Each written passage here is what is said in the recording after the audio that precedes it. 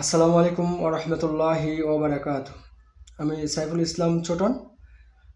আজকে আপনাদের সাথে একটা বিশেষ বিষয় শেয়ার করার জন্য এবং নিজের অবস্থানটাকে ক্লিয়ার করার জন্য আজকে এই ভিডিওতে আমি আসলাম।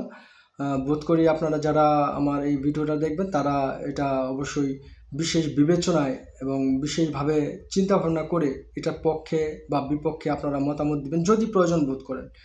তো সেটা যদি নাও হয় তাতেও আমার খুব বেশি মানে কোনো কিছু যায় আসে না, বিকজ এটা আমি আমার দায়বদ্ধতার জায়গা থেকে আমি আজকে এই ভিডিওটা করছি এবং আমার মনে হচ্ছে একজন মুসলিম হিসেবে আমার এটা করা উচিত। আমি যেহেতু রাস্তায় যে জিহাদ করতে পারছি না বা পারবো না, সেই সক্ষমতা বা সেই সাহস আমার নেই। আমি আমার জায়গা থেকে আমার নিজের অবস্থানটাকে পরিষ্কার করছি। আশা করি আপনারা বিষয়টাকে অত্যন্ত বিবেচনাপ্রসূতভাবে আপনারা দেখবেন।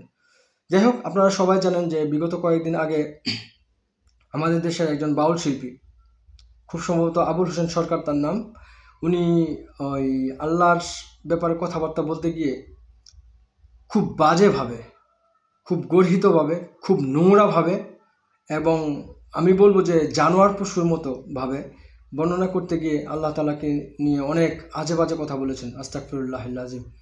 আল্লাহ তালা আমাদের মানে সবাইকে সঠিক জ্ঞান দান করুক।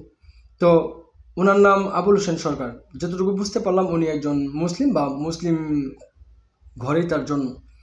তো যেহেতু উনি একজন মুসলিম হয়ে এবং সে ওখানে আরবি রেফারেন্সও দিয়েছে বেশ কয়েকটা আমি শুনেছি। যদি আপনারা শুনে না থাকেন একটু কষ্ট করে শুনে নেবেন।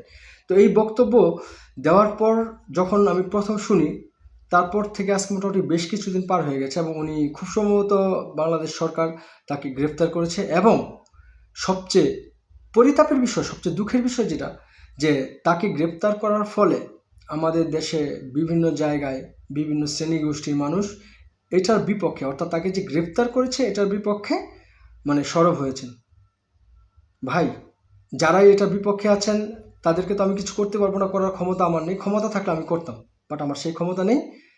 যেহেতু আল্লাহ তালাকে আমরা বিশ্বাস করি, আল্লাহ তালার অস্তিত্ব আমরা বিশ্বাস করি, আল্লাহ তালা আমাদের স্রষ্টা এটুকু আমরা বিশ্বাস করি এবং উনি আমাদের সকল কিছু দেখেন, জানেন, বুঝেন এবং আমাদের শেষ হাসরের দিন উনি আমাদের বিচার করবেন, এই বিশ্বাসটুকু আমরা করি।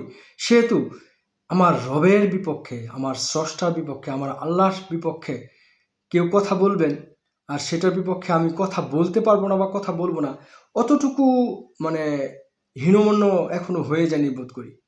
তো যেটা আমি প্রথমে বলছিলাম যে এই ভিডিওটার উদ্দেশ্য হচ্ছে আমার নিজের অবস্থানটুকু ক্লিয়ার করা। কারণ কাউকে শাস্তি প্রদান করা, কাউকে কোনো রকম পানিশমেন্ট দেওয়ার ক্ষমতা, রাইট, অধিকার কোনো কিছু আমার নেই। বাট আমি যেটা পারি আমার অবস্থানটা ক্লিয়ার করতে পারি। আমি আমার এই স্রষ্টার বিপক্ষে যেই অপপ্রচার, এটার বিপক্ষে আমি আমার নিজের অবস্থানটাকে নিশ্চিত করতে পারি। আমি সেটাই চেষ্টা করে যাচ্ছি। এখন ভাই দেখেন যে অত্যন্ত পরিতাপের বিষয় হচ্ছে আবুল হোসেন সাহেব গ্রেফতার হয়েছেন। ওনাকে আমি আসলে মানুষ হিসেবে গণ্যই করি না, মানুষ হিসেবে মনেই করি না। একটা জানোয়ার, একটা জানোয়ার, একটা নরক পিশাচ, ঠিক আছে, যে একটা জানোয়ারের বাচ্চা, তাকে মানুষ হিসেবে মানে ওই সম্মান দিয়ে কথা বলার মতো মূর্খতা আমার মধ্যে এখনো আসেনি ইনশাল্লাহ। তো এই জানোয়ারের বাচ্চা যে কথা বলেছেন আমার স্রষ্টার বিপক্ষে, আমার রবের বিপক্ষে, তারপর তার বেঁচে থাকারই অধিকার নেই। যেখানে 92%, আমি রিপিট করছি, 92% মানুষ মুসলিম এই দেশে, সেই দেশে এত বড় অপরাধ করে আপনি মানে টিকে যাবেন এবং আপনার পক্ষে কিছু লোক মানে আল্লাহর এগেনস্টে যে সেই জানোয়ারের পক্ষে যে আন্দোলন করবে, এটা মেনে নেওয়ার মতো এত সস্তা মানসিকতা এখনো তৈরি হয়নি।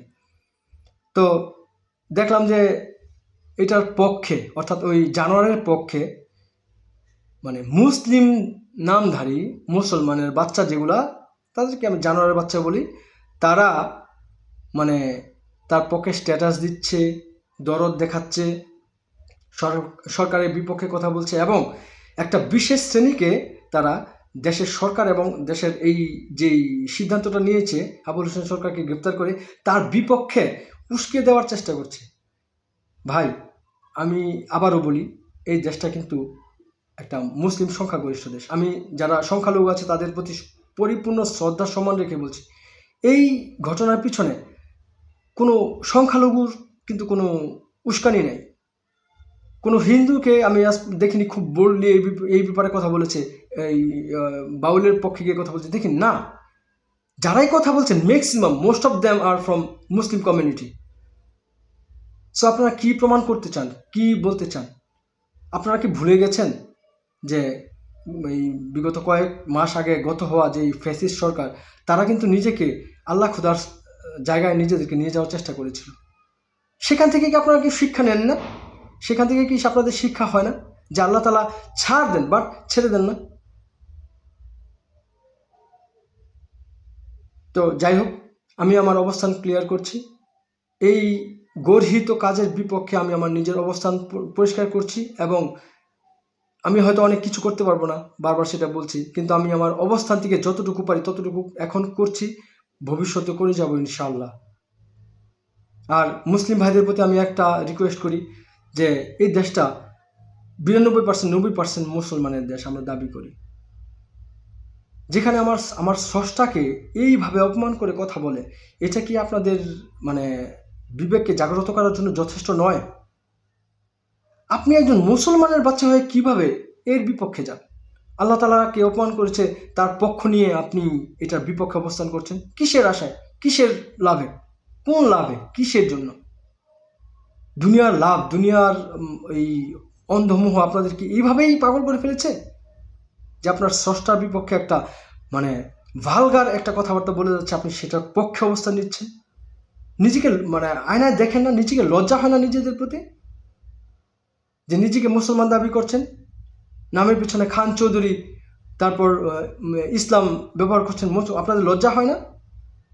যদি লজ্জা না হয় তাহলে এটুকু ভয় অন্তত মাথায় রাখুন, আল্লাহ তাআলা ছাড় দেন কিন্তু ছেড়ে দেন না। এই আল্লাহ তাআলার বিচারের কিন্তু আপনাদের সম্মুখীন হতেই হবে, এটার কোনো ব্যত্যয় নাই, এটার কোনো ব্যতিক্রম নাই। সুতরাং সেই দিনের জন্য রেডি হয়ে যান। I am not a very good Muslim, আমি বলি না যে I am a very good Muslim, I am not a very good Muslim, but still I have the feeling যে আমি আমার স্রষ্টার বিপক্ষে কোনো কথা বলতে পারি না, স্রষ্টার বিপক্ষে কোনো আচরণ আমি মেনে নিতে পারি না, আমার মুসলমানের লেভেল যেতটুকুই হোক, যেখানেই হোক। তা আপনারা কীভাবে এত বড় দুঃসাহস করেন যে আপনার স্রষ্টার বিপক্ষে কথা বলছে, আর আপনি সেটাকে কেন্দ্র করে রাজনীতি করার চেষ্টা করেন? আপনারা যারা এগুলো করছেন মনে রাখবেন, আপনারা মানুষের বাচ্চা না। আই রিপিট, আপনারা মানুষের বাচ্চা হতে পারেন না। আপনারা আইদার জানোয়ার, পিশাচ, নরপিশাচের বাচ্চা। ভালো থাকবেন। যদি কোনো ভুলভ্রান্তি করে থাকি আল্লাহর রাস্তায় ক্ষমা করে দেবেন। আসসালামু আলাইকুম ওয়া রাহমাতুল্লাহি ওয়া বারাকাতুহু।